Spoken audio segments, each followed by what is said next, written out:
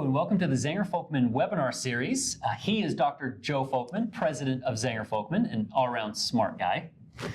And I'm Jared Harding, vice president of marketing. And as you can tell, we're doing things a little bit different this month.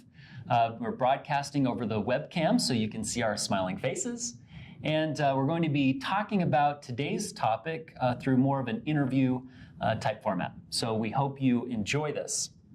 Today's topic, we're really centered around the idea of competency models and what does it take to have a model that's simple, predictive, powerful, and this happens to be Joe's expertise. So we are grateful for this opportunity. Well, I've spent a lot of time studying this, Jared, and I think it's an important topic. So let's just jump right in because I agree. I think it is important. And the first question is, why are leadership behaviors models or competency models important to organizations? Why is it something they should worry about or a practice they should participate in? You know, when I was in high school, I tried to figure out what I could do on a date to make girls like me. This was an important idea for me. And what I was afraid of was the dead space. You know, like going on a date and not having, you know, just running out of stuff to say, and that seemed really awkward to me. So I decided to talk a lot. And so every minute was full. I mean, there was, you know, and I thought, I did a great job. Turns out listening's kind of helpful. I didn't understand that at the time, but I think we all, in our lives, are trying to figure out what is it that we need to do to be successful. And that's the idea of a competency model for an organization. Organizations are trying to identify the few critical characteristics or leadership behaviors that if people do these, they'll be successful. I worked with one organization, it was a conglomerate, and they had 4 divisions and they had 4 different competency models. And it was really difficult for them to really identify what leaders would be successful because the criteria was different. And when we brought them all together and had one model, it was a lot simpler and people seemed to understand a lot better. So that's the idea of a competency model, to identify what's important. Now, I think the problem comes because a lot of senior executives, CEOs, they say, well, it's my job. I can just pick these out of the air. Really? Because that's like me sort of saying, you know, I've looked at cancer a lot, and I think I can identify the causes from observation. I mean, I've observed a lot of things.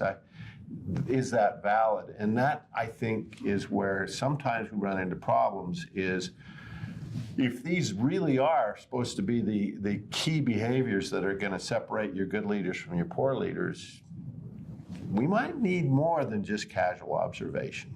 Yeah, and that really comes into the next question. So what is the foundation of a really good model? I mean, how do organizations accomplish that? Well, it's research. When we did our first study on this, we looked at 200,000 assessments of 20,000 leaders. And what we were looking for was something we called differentiating competencies. If a person was a really good leader, this behavior was rated very high. If a person was a poor leader, it was rated low, and it was that stretch, the ability of that item to stretch, and it was this what was most noticeable. It were the characteristics that really stood out. And what we found is, as we looked at over 2,000 behaviors, is there were some that had huge stretch, and some moderate, some small, some none. My favorite one is being on time for meetings, which I use every time I'm late. But it was the ones that had the most stretch. And then last year, we decided to replicate that study with 1.5 million assessments of over 1 million leaders. And what we found was kind of verification of the original research, but also some additional behaviors that came out of that. What we've done is we've tried to find the things that matter the most. If you think about it, there's thousands of behaviors to focus on. If you're a leader and you say, what do I do to really stand out here? I mean, and if you're using my high school intuition, it's talk a lot, right? And maybe that's not the best way. And so what we've tried to do is really research what behaviors matter the most and identify them. And for organizations, this is an invaluable set of behaviors because they'll know what makes a difference and what doesn't. Yeah. And we often refer to those as differentiating competencies. Yeah. Because they make a difference. Well, and they separate people, and because they're differentiating, they also are predictive of outcomes. So that's really helpful too, because people that do those well have higher engagement, lower turnover, higher customer satisfaction. All those things follow. So listening is probably more predictive of better outcomes on a date than talking. Yeah. Yeah. Okay. And you really learned that. I did. And my wife learned it really well. I mean, she's a great listener, and she has all her friends call her, and they always want to tell her the good news because she's not only a good listener, but she bubbles. When you tell her the good news, oh, that's wonderful. And people like, and they realize it is wonderful. And they want to talk to her more. I think. So one of the big debates, I think, going on, and I think we see it more now is, with human capital leaders and talent leaders, is whether their model that they're adopting should be simpler with fewer behaviors, fewer competencies, or a little bit more intricate and more descriptive with a longer list of behaviors. Talk a little bit about your point of view on both sides of that argument. If I am sick, and if I think I have cancer, and I go to my doctor, and he says, I got a couple of tests I can give you, I'm like, whoa, wait a minute. I want every test. I want you to analyze this thing from the top to the bottom, because this is really important, and I care a lot. But then, on the other hand, if I'm just going in for a checkup, I don't want every test. Is there a simple way you can pulse me and just let me know if I'm doing okay? As you think about organizations, we have different needs in organizations. And I think organizations need a really sophisticated answer to the question of, am I a good leader? And as you're a leader, wouldn't you like to know a really complete set of behaviors that are going to help you or hurt you? That would be very important to have that. And we've done that. We have one model with 16 competencies, another with 19 competencies. That gives you a thorough assessment of your effectiveness. They both work, and they both work very well. But there's times when you just don't need that complete assessment, something that's simpler. And as we looked at our clients, a lot of our clients were saying, is there something simpler?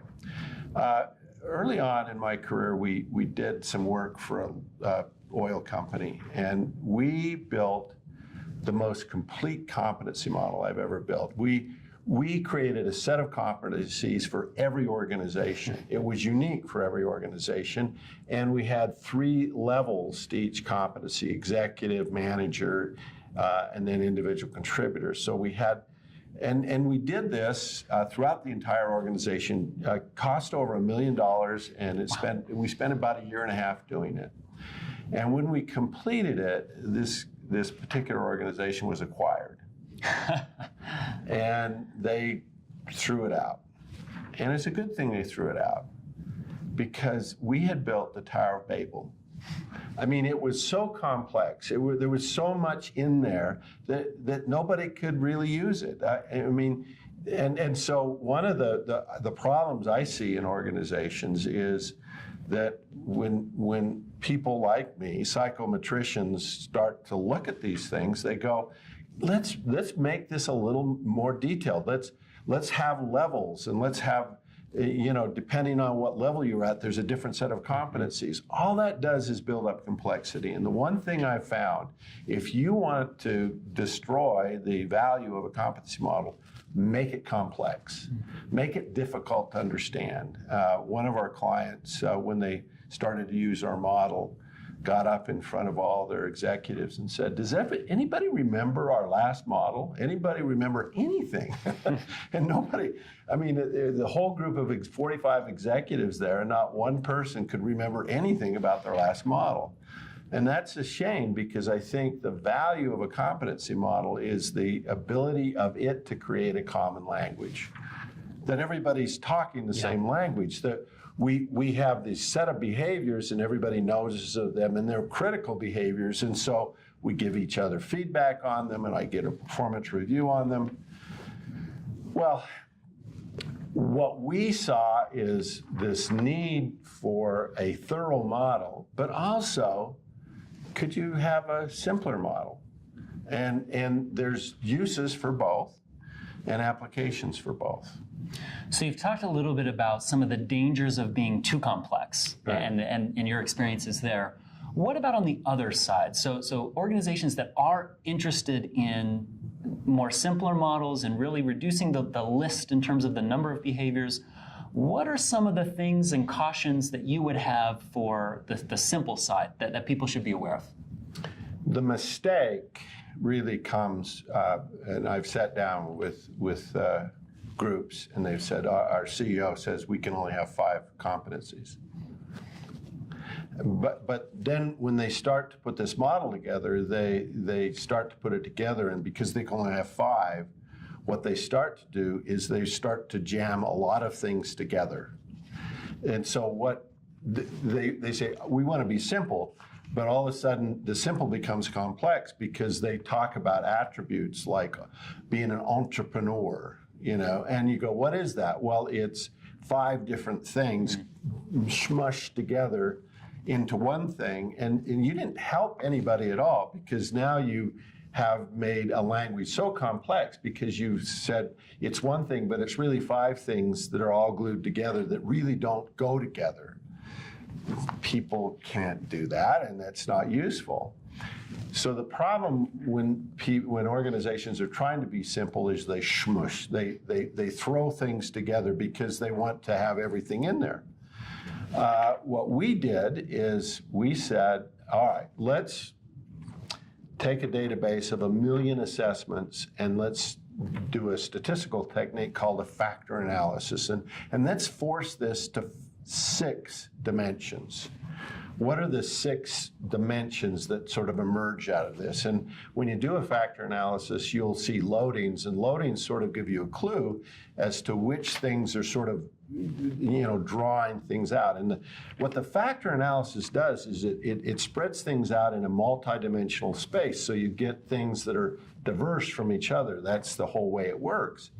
And when we got those 6 factors, what we did is we said, these are kind of the corners of competencies. These things are the diverse points that people need to be a really good leader. And when we tried to analyze that, we found that if you were just really good at one of these, your leadership effectiveness went from around the 37th percentile to the 72nd percentile. It had a huge jump. And if you were good at 3 things, you were in the top 10% of leaders. So what we found was these were, unique dimensions. They were singular. They weren't things smushed together. But these 6 dimensions, if you were good at them, and you only needed to really be good at 3, really helped you to be an extraordinary leader. And we thought organizations might really like this because it's simple. And because and then the other thing we'd encountered was the complexity of a 360. It's the greatest thing that we've ever done, and it's the worst thing. It's the worst thing because it's hard. It's hard because typically you're getting 13 people to give you feedback. That in itself is a lot of work. Yep. So there's a ton of overhead associated with it. And we asked ourselves the question, is there a simpler way to do this? Is there a way for people to identify what they could work on? And while we couldn't measure their competence, we could measure their passion. When I was in the fifth grade, I went to my mother and I said, I want to learn to play the guitar. Because, I'd watched the TV and I found that the people that played guitar had girlfriends, and I wanted girlfriends. So that's important in the fifth grade. Well, my mom said, all right, I'll buy you a guitar if you learn to play the piano.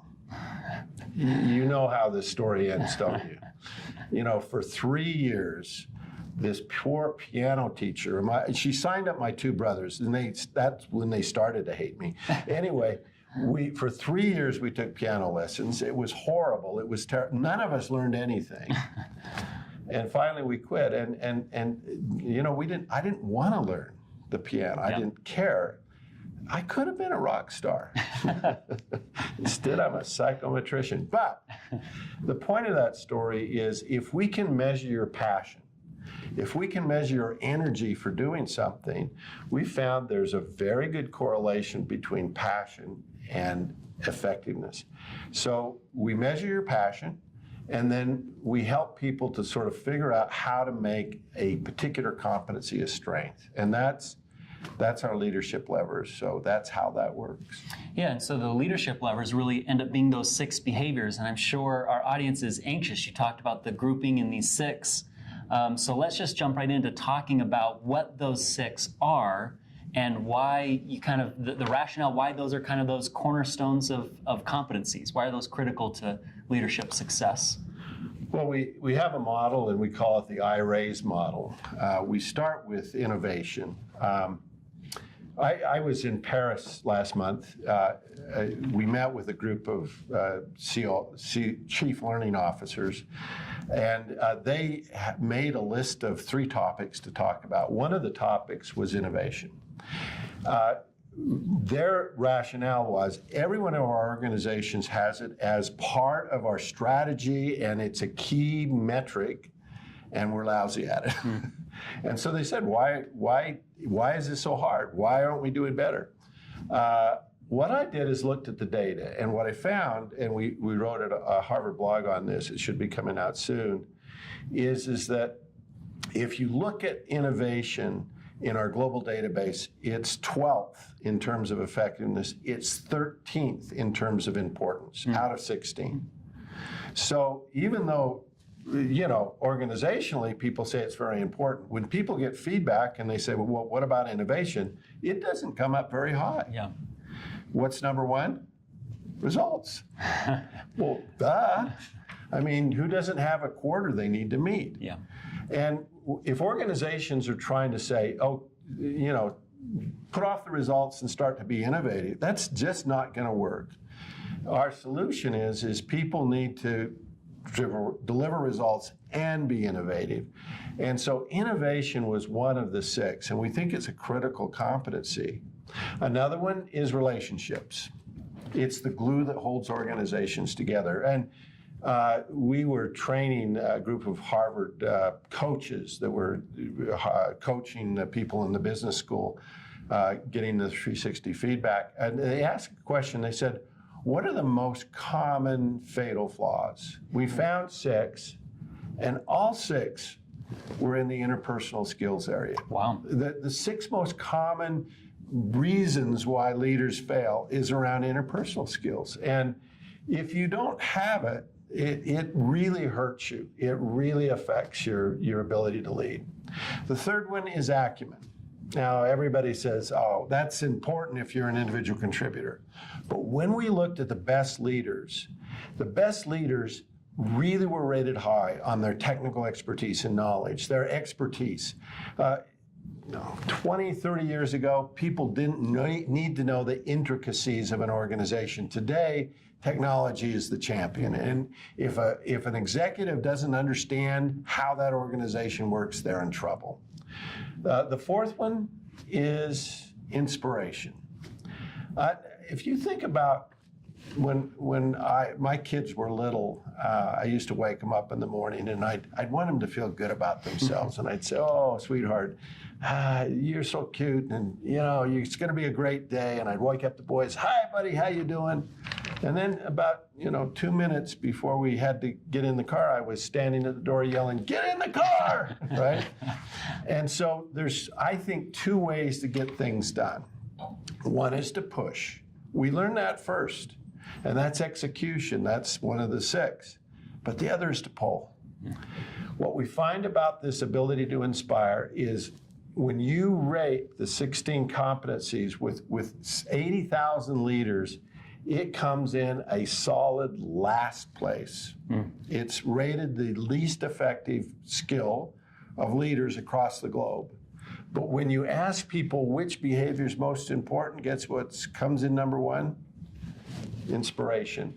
So the ability to inspire is the ability to pull people, The ability to execute is the ability to push people. We think both are important. Yep. People, when you hold people accountable, when you set a deadline, when you tell people they're responsible, you told me, Joe, be here. Here's when it starts. I hear that. So those things work.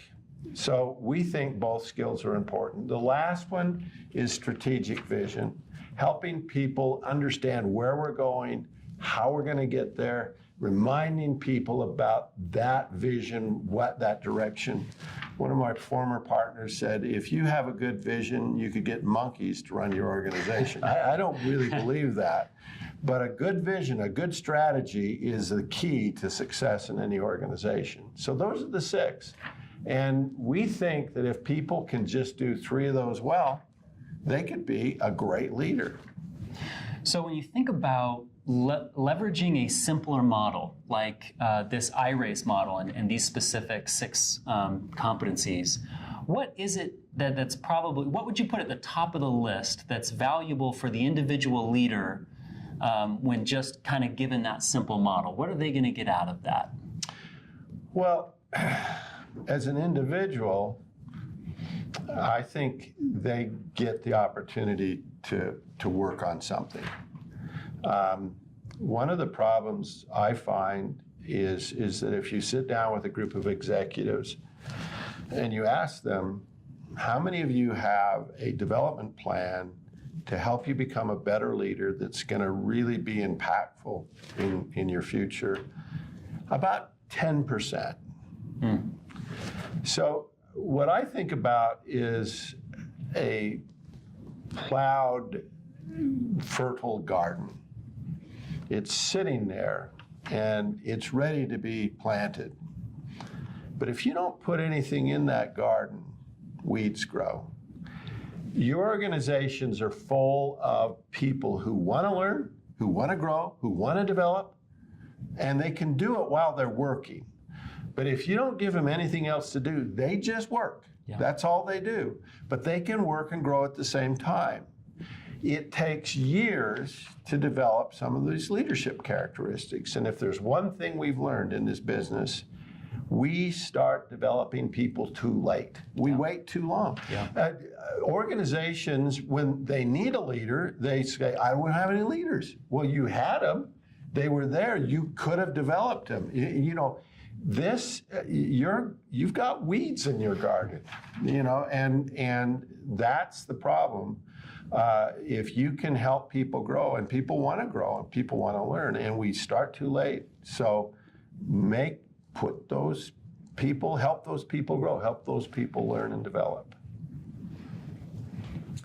So, you talked about the idea of that with the simple model, especially, you can really measure someone's passion. Mm-hmm. And that a 360, there's a lot of complications in terms of the overhead and the time and everybody that's involved.